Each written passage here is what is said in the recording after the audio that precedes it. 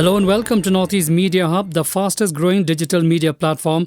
I am Adalbert Dukhar with the latest Hub news. Be informed, be alert. Here is an important public announcement. Walk into any vaccination site on vaccination day and get vaccinated. No prior registration on CoWIN is required for vaccination. Don't forget to carry a valid ID card for registration during vaccination. For further details, updates, visit nhmmeghalaya.nic.in or call toll-free helpline 14410, issued in public interest by National Health Mission, Government of Meghalaya. Meghalaya Chief Minister Conrad K. Sangma on Wednesday launched the Farmers Collectivization for Upscaling Production and Marketing Systems or FOCUS for Samanda Block in East Garo Hills in the presence of Government Chief Whip Marquis Marak, launching the FOCUS program, a flagship initiative of the state government to provide market access and financial assistance to farmers collective.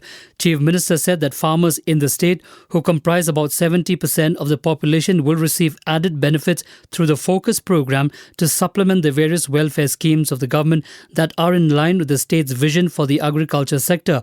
He said that through FOCUS program, the government envisages to upscale farming activities in the state by providing them better market access. He informed that Rs 5,000 for an individual will be provided to each farmer under the program. However, they have to register as Producers Group. He said the assistance provided to Producers Group is not a loan but assistance so that the farmers can upscale their farming and income-generating activities. He also told that Rs 200 crore has been earmarked for the program, which will be spent over the next few years. He further said that farmers' welfare and entrepreneurs was a thrust area for late P.A. Sangma, and the government is working to fructify his dream through FOCUS program. During the program, he also handed over checks to 35 producers groups from East Garo Hills. The schools in Meghalaya once again came to life as students on Monday sat for classroom teaching after having attended online classes for several months for the second time due to the second wave of COVID-19.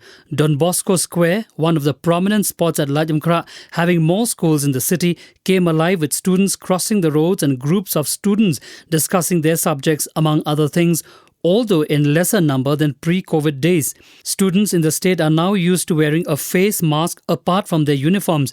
One of the students said that online classes are a barrier with a connectivity issue. The explanation when they get face-to-face is much better than online. Most of the schools witness the same schedule of classes starting at 9 a.m. to 12 p.m. After the first wave of COVID-19, Meghalaya witnessed educational institutions closed since March 2020, and after the cases came down, the schools partially reopened in December 2020. The schools were again closed when the second wave hit the state in May 2021. The Meghalaya government had recently decided to allow the schools to partially reopen, issuing certain protocols for schools to follow. With the reopening of the tourism sector in the state from today, residents of Sora or Cherrapunji, one of the most visited places in the country, have urged the government to exercise strict monitoring of tourists visiting the town. In this regard, traditional leaders, including the junior chieftain or CM Khanna of Hima Sora, met the Deputy Commissioner of East Khasi Hills on Tuesday to discuss protocols concerning the reopening of the tourism sector. A delegation from the Hima Sora submitted a proposal to the DC for setting up entry points for all tourists, both locals and outstations, entering the Sora area. He informed that they have already sought the guidelines from the Tourism Department and on their part have submitted additional guidelines to the DC. The delegation also proposed to help in manning the entry points given the shortage of manpower on the part of the government. As for the local tourists, the traditional leader said that since the vaccination status in the state is only around 50%, they cannot take things lightly and have to be careful with everyone, including the local tourist. Home Minister Lakmen Rumbui has said that the government will not take any hasty decisions in matters of suspension of police officers involved in the controversial killing of ex-HNLC leader Cherish Tafil Thankyu. He also said that whatever decisions they take, it should satisfy all concerned. He further said in a democratic country, citizens have their right to express their views and the government is there to provide them the service. He added that there are rules and procedures and the government will have to thoroughly analyze before any decision decisions are made. 2 days after the encounter of the former General Secretary of militant group HNLC on August 13, Rimbui had tendered his resignation as Home Minister. However, till date, the matter is under examination by the Chief Minister, Conrad K. Sangma. Moving on. The Confederation of Ribhoi People, or CORP, on Wednesday criticized the governments of Assam and Meghalaya for not doing much on the ground to resolve the border dispute in the state. The organization said that both the chief ministers are busy flying to New Delhi and that the decision to form regional committees made by the two state heads have not seen the light of the day. The organization also condemned the alleged assault of two villagers in Umlaper recently by Assam police and urged residents of Block 2 to stand together unitedly against any outside force.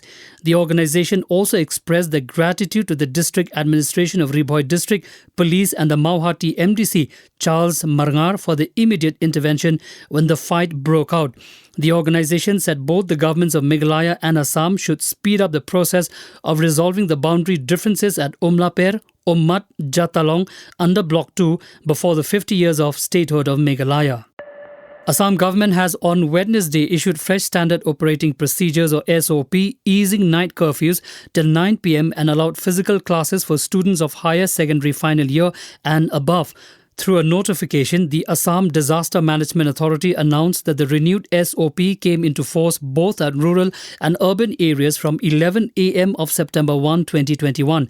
The hostels have also been allowed to open for those above 18 years and have taken at least one dose of vaccines. Assam government was a little finicky about opening up of schools as the students, those below 18 years, have not been vaccinated yet.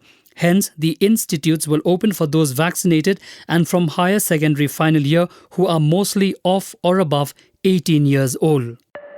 The Assam police has tasted a major success in its crusade against drugs mafia in the state. Heroin carrying a market value of around Rs 4 crore has been recovered and seized by the Assam police.